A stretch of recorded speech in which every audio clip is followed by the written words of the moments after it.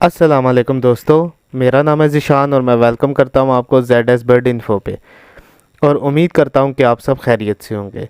दोस्तों, आज का जो मेरा टॉपिक है उसका नाम ये है कि हमें वो 10 पॉइंट्स पता होने चाहिए जब हम किसी बंदे से या मार्केट से कोई पैरेट ख़रीद रहे हैं।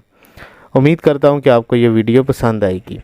दोस्तों, इस सारी वीडियो में जो मैं कवर करूंगा वो होगा फूड से रिलेटेड, केज साइज से रिलेटेड, बीमारियों से रिलेटेड, फिर बीमारियों में कैसे केयर करनी है, ब्रीडिंग सीज़न कब होता है, ब्रीडिंग फूड इन्हें क्या देना है, इनकी केयर तब कैसे करनी है, और ब्रीडिंग बॉक्स कैसा होना चाहिए, चिक्स केयर कैसे कर सकते हैं, विटामिन कैल्शियम क्या दे सकते हैं, और किस एज के बर्ड हमें ख़रीदने चाहिए।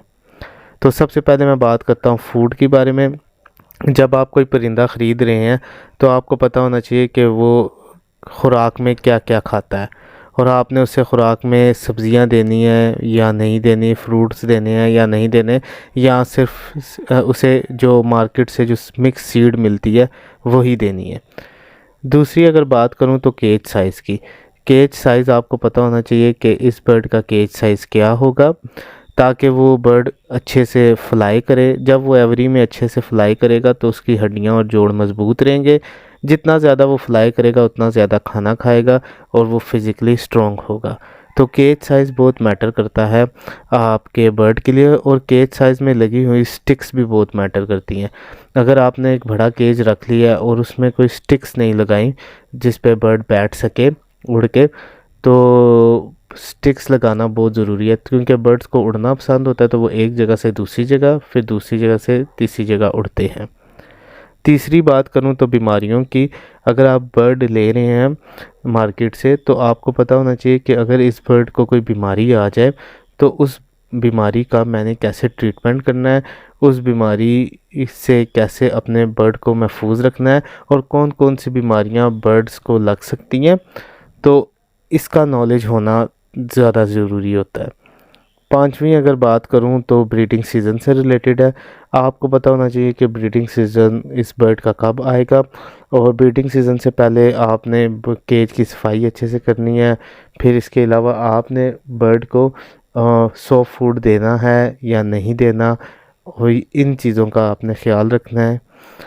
अगर छठवीं बात करूं तो ब्रीडिंग फूड से रिलेटेड है कि ब्रीडिंग के दिनों से पहले आपने बर्ड को कौन सा एक्स्ट्रा फूड दे रहे हैं। जैसे आप मिसाल के तौर पे सीड तो उन्हें दे रहे हैं और सब्जियां और फ्रूट भी दे रहे हैं, इसके अलावा आपने कौन सा विटामिन या कैल्शियम वगैरह देना है बर्ड को, ताकि वो अच्छे से ब्रीड कर सके। सातवीं बात करूं तो ब्रीडिंग बॉक्स से रिलेटेड है। आपको पता होना चाहिए कि आपके इस केज में किस साइज़ का ब्रीडिंग बॉक्स इस बर्ड के लिए बेहतर है, कौन सा ब्रीडिंग बॉक्स इस बर्ड के लिए लगेगा। तो आपको ब्रीडिंग बॉक्स का भी नॉलेज होना चाहिए। आठवीं अगर बात करूं तो वो है चिक्स केयर की। आपके परिंदों ने बच्चे हैच कर लिए हैं और उन अंडों से बच्चे निकल आए, तो आपने उन बच्चों का कैसे ख्याल करना है, उन दिनों में आपने बर्ड्स को कौन सी फूड देनी है, इस बारे में।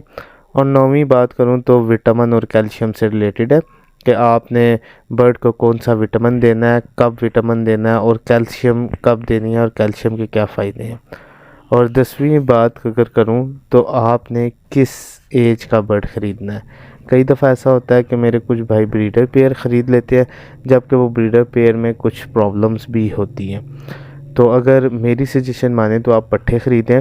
पट्ठे ये है कि जब आप पट्ठे लेकर आएंगे तो तकरीबन 1-2 माह में वो आपके घर के माहौल के साथ, एवरी के माहौल के साथ आराम से एडजस्ट कर लेंगे और अपनी मर्ज़ी से ब्रीड कर सकेंगे। और इसमें एक ख़ास बात यह है कि आप अपने बर्ड को कॉलोनी में रखना चाह रहे हैं या केज टू केज रखना चाह रहे हैं, इस चीज़ का थोड़ा ख्याल रखना पड़ता है। अगर आप कॉलोनी में रखना चाह रहे हैं तो बर्ड अपनी मर्ज़ी से ब्रीड करेगा और बेहतर और अच्छी ब्रीड करेगा।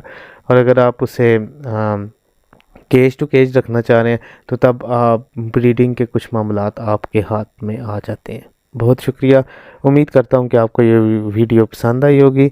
मेरी और वीडियोस चैनल पर अवेलेबल हैं, प्लीज़ उन्हें भी देखें, लाइक करें और मेरे चैनल को सब्सक्राइब कर दें। बहुत शुक्रिया। अल्लाह हाफ़िज़।